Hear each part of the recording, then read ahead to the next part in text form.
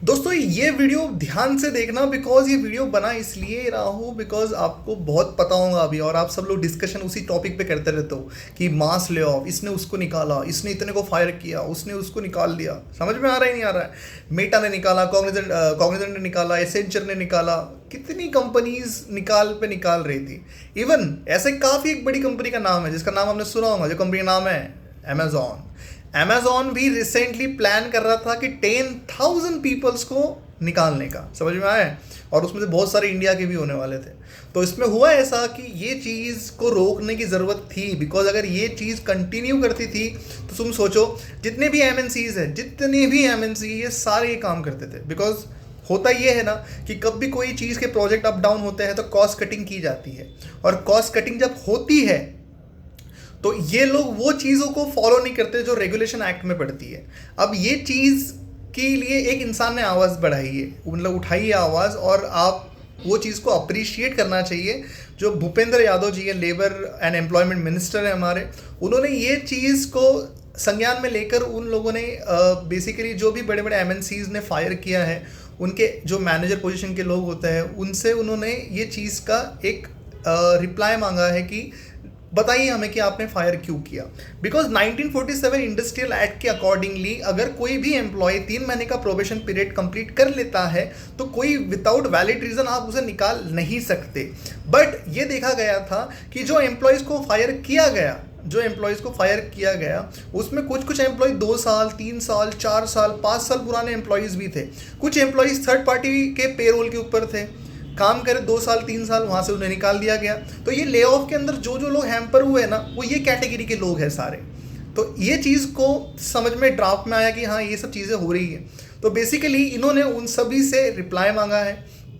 और आपको एक चीज़ मैं बता दूं कि कोई भी एम्प्लॉय अगर 1 साल भी कंप्लीट कर देता है कंपनी के अंदर, तो नॉर्मली एमएनसी के रूल्स ये होते हैं कि 3 महीने का नोटिस पीरियड देना पड़ता है। ये एम्प्लॉय को भी देना पड़ता है, और एक कंपनी अगर किसको निकाल रही है तो उसे भी देना पड़ता है। टर्मिनेशन ऐसे विदाउट वैलिड रीज़न नहीं हो सकता। अगर कि आपके पास में प्रोजेक्ट नहीं है, आप कोई एम्प्लॉय को ऐसे निकाल नहीं सकते, बिकॉज उसने प्रोबेशन पीरियड अपना कंप्लीट कर लिया है, वो आपके पेरोल पे है वहाँ पे। समझ में आ रहा है आप लोगों को? तो ये चीज़ समझ में आई कि इन्होंने आवाज़ उठाई, और आवाज़ उठाने की वजह से यू विल नॉट बिलीव, जितने कंपनीज प्लान कर रहे थे ना ले ऑफ करने के लिए, वो कंपनी अभी रुक चुकी है। अमेजोन ने जो ले ऑफ करने का प्लान था उसका यही वीक के अंदर वो नहीं कर रही है अभी फ़िलहाल में, ठीक है। उसके बाद में अब जो भी एम्प्लॉयज़ फायर किए गए हैं उसके बारे में भी देखा जा रहा है कि एग्जैक्टली इन्हें निकालने के पीछे रीज़न क्या था। ओके, अगर वो वैलिड रीज़न नहीं है तो इसके पीछे कोई एक्शंस ज़रूर होने चाहिए। होंगे नहीं होंगे वी डोंट नो, बट हाँ कोई ने तो भी आवाज़ उठाई है, और इसके पॉजिटिव रिस्पॉन्सेज डेफिनेटली मिलेंगे। और इसके पॉजिटिव ऐसे रहेंगे कि अब कोई कंपनी बेवजह रीज़न दे के किसी को निकालेंगी नहीं। समझ में आया? और जो बच्चे फ़िलहाल में अभी जॉब के लिए जाने की सोच रहे हैं और थोड़े से डीमोटिवेटेड हो चुके हो, कंपनी ले ऑफ कर रही है, ये कर रही है, वो निकाल रही है, अरे नहीं करती कुछ।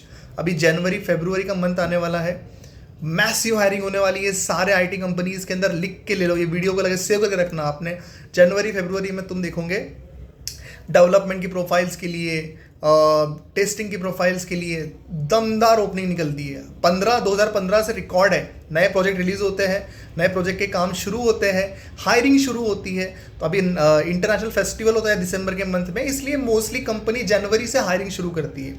तो जनवरी फरवरी में तगड़ी हायरिंग रहेंगी, मार्च में फिर से हायरिंग कम होती है, उसके बाद में जून जुलाई के अंदर भी काफ़ी अच्छी हायरिंग होती है। तो ये बारे में थोड़ा सोचिए, डीमोटिवेटेड मत होइए, अच्छे से पढ़ाई करिए। ऐसा ना हो जाए कि बाद में आपको इंटरव्यू मिल जाए बट इंटरव्यू में आप बोल ही ना पाओ, ठीक है। तो और वीडियो अगर अच्छा लगा होगा आप लोगों, तो यार प्लीज़ इतना सपोर्ट करो कि वीडियो को लाइक करो, चैनल को सब्सक्राइब करो। और अगर कुछ क्वेरीज है आपको रिलेटेड टू प्लेसमेंट एक्टिविटी